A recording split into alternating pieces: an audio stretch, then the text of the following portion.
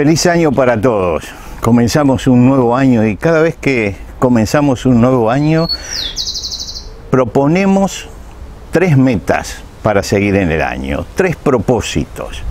Quisiera que este año, el 2021, llevara también esa impronta y que tuviéramos 3 propósitos. El primero de ellos es el que vamos a esbozar en el día de hoy, el segundo, si Dios quiere, el domingo que viene y el tercero luego. Pero vayamos al primero. Y el primero se encuentra en el capítulo 2 de Filipenses, que es el capítulo que estamos estudiando y sobre el cual vamos a sacar los 3 propósitos. Capítulo 2 de Filipenses, el versículo 1. Dice así: Por tanto, si hay alguna consolación en Cristo, si algún consuelo de amor, si alguna comunión del Espíritu, si algún afecto entrañable, si alguna misericordia, completad mi gozo sintiendo lo mismo, teniendo el mismo amor, unánimes, sintiendo una misma cosa. Nada hagáis por contienda o por vanagloria, antes bien, con humildad, estimando cada uno a los demás como superiores a él mismo, no mirando cada uno por lo suyo propio, sino cada cual también por lo de los otros. Haya pues en vosotros este sentir que hubo también en Cristo Jesús. Estaba con una persona avanzada hace unos días de grupo de riesgo, una persona que estaba en silla de ruedas. Los dos teníamos puesto nuestro barbijo, estábamos a distancia y estábamos conversando, mientras en el medio estaba el alcohol en gel. Se acerca una persona conocida, sin barbijo, y comienza a hablar. Lo interrumpí inmediatamente y le dije: perdón, ¿qué pasa que no tiene barbijo? Me dijo: no, pero yo no creo en el barbijo. ¿Usted cree? Digo: sí, yo creo en el barbijo. No, dice, en mi pueblo, en el lugar donde reside, en mi barrio, nadie usa barbijo. Entonces le dije, muy calmo, entonces en su barrio son todos imbéciles, no usan barbijo. Se terminó allí la conversación y se terminó la amistad. ¿Qué le quería hacer notar? Que era una persona sin respeto por el otro, que era un egoísta, que era un hombre centrado en sí mismo. Pablo, el apóstol Pablo, en esta porción que hemos leído, habla justamente de eso, de la responsabilidad social que tenemos para con el otro.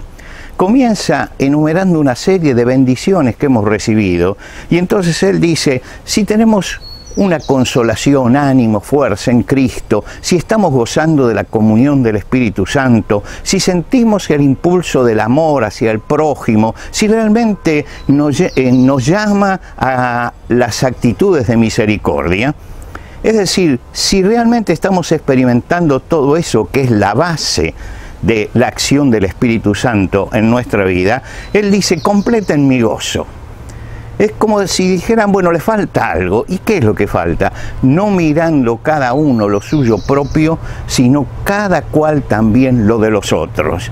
Está diciendo: miren, únanse en el hecho de que cada uno tenga una actitud especial con respecto al otro. ¿Qué es una actitud? Y creo que el primer propósito tiene que ver con la actitud. ¿Qué es una actitud? Es el comportamiento que nosotros tenemos frente a la vida. En el Antiguo Testamento, por ejemplo, el sucesor del rey Salomón fue Roboam. Nosotros no sabemos si Roboam tenía realmente aptitudes para gobernar. Tal vez era un estratega importante para ese momento. Pero la actitud que él tuvo fue la que arruinó su carrera. No es una cuestión en la vida las aptitudes que tengamos, sino también la actitud con que nosotros nos manejemos. Y esto es lo que quiero subrayar como primera meta este año: analizar nuestras actitudes. Podemos decir que aquí el apóstol Pablo hace un alegato contra el egoísmo, esa tendencia a centrar todo en nosotros, a centrar todo en el ego, a que yo soy el eje de un mundo donde el sol soy yo y todos los demás tienen que ser satélites y planetas que giren alrededor mío. Pienso solamente en mí. El primer ejemplo de esto fue Caín. Caín era un egocéntrico, era un hombre que pensaba en él. Mató a su hermano Abel porque sintió que podía hacerle sombra por la conducta que Abel tenía. Y cuando Dios lo sanciona, él dice, grande es mi castigo para ser soportado. Fíjense que en ese momento él está poniéndose en el centro. Grande es mi castigo. Él no dice, grande es la falta que he cometido, sino es demasiado lo que cargan sobre mis espaldas por esto. Es un egoísta, es un egocéntrico. Otro caso de egocentrismo es el profeta Jonás. Jonás sí hizo un gran trabajo de predicación a Nínive y resulta que tuvo un buen resultado porque Nínive se arrepintió. Y Dios la perdonó, y él se enojó con Dios porque la había perdonado. Es decir, yo hice algo para que este pueblo fuera destruido. A mí no me interesa este pueblo, me interesa que mi orgullo de predicador esté allá arriba. Es terrible pensar en estas personas egocéntricas, pero la verdad que el hombre naturalmente es egocéntrico. El apóstol Pablo dice, haya pues en vosotros este sentir que hubo en Cristo Jesús. Y hemos visto, cuando tratamos los versículos siguientes, que la actitud de Jesús, ¿cuál fue? Se despojó a sí mismo, se hizo siervo, pensó en los otros, pensó en los demás, pensó en el prójimo, pensó en los que tenían cercas. Y en ese despojamiento se hizo siervo, se hizo hombre, se humilló hasta la muerte, y como dice Pablo, muerte de cruz. El Señor Jesucristo tuvo esta actitud de entrega. Él mismo lo dijo. Marcos recoge uno de los maravillosos dichos de Jesús. Allí el Señor dice, el Hijo del Hombre no vino para ser servido, sino para servir y para entregar su vida en rescate por muchos. Esto se llama abnegación. Y el primer propósito vamos a definirlo con una frase, una actitud espiritual de abnegación.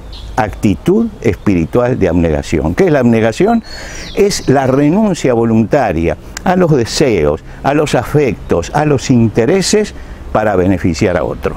Que yo esté pensando más en los otros que en mí mismo. El hombre abnegado renuncia a muchas cosas a favor de su prójimo. ¿Por qué? Porque siente que él no es el centro. Él considera que los demás son iguales a él y considera en muchos casos que son superiores a él. Por lo tanto, no está en la vida para ser servido, sino para servir. Este acto de abnegación es lo que tenemos que subrayar. Dejemos de ser el centro, de pensar únicamente en nosotros, en los problemas que tenemos, en las necesidades, en las cargas, en los dolores, en las aflicciones o en los logros y en los progresos que tenemos. Esto es puro egocentrismo. La abnegación y lo que pide la palabra de Dios es algo diferente, que pensemos en el prójimo, que pensemos en el otro, que pensemos en los demás, que cada uno no piense en lo suyo propio, sino en lo de los otros. Este es el principio fundamental de la actitud cristiana. Y lo primero que tenemos que trabajar en este año es en nuestra actitud frente al prójimo. Miremos cómo podemos ayudar. Miremos cómo podemos alentar al otro, miremos cómo podemos animar para que las cosas sigan adelante, miremos cómo podemos darle esa palmada en la espalda que necesita aquel que está luchando, miremos cómo podemos hacerle llegar la palabra de aliento al que se está desalentando, miremos en qué podemos aportar a nuestro prójimo que está al lado nuestro, porque una palabra de amor, de cariño, de estímulo, es tan importante como una gran acción, porque impulsa, porque ayuda. Y este tiene que ser el gran propósito en este año. Vamos a terminar recordando la palabra del autor de los Hebreos, cuando dice, puestos los ojos en Jesús, el autor y consumador de la fe, el cual por el gozo puesto delante de él, sufrió la cruz, menospreciando el oprobio y está sentado a la diestra de Dios. Él por el gozo puesto delante de él, el gozo de ver que la obra estaba terminada.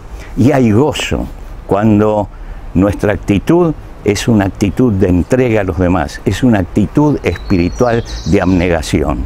Tener una vocación de entrega entregarnos a los demás, alentar al que está al lado, saber que el otro que está allí puede recibir algo de nosotros y nosotros estamos dispuestos a dárselo. Tener esa vocación es experimentar profundamente el gozo del Señor. Y este año, primer propósito en nuestra vida espiritual, actitud espiritual de abnegación en todo lo que hagamos. Que el Señor los bendiga.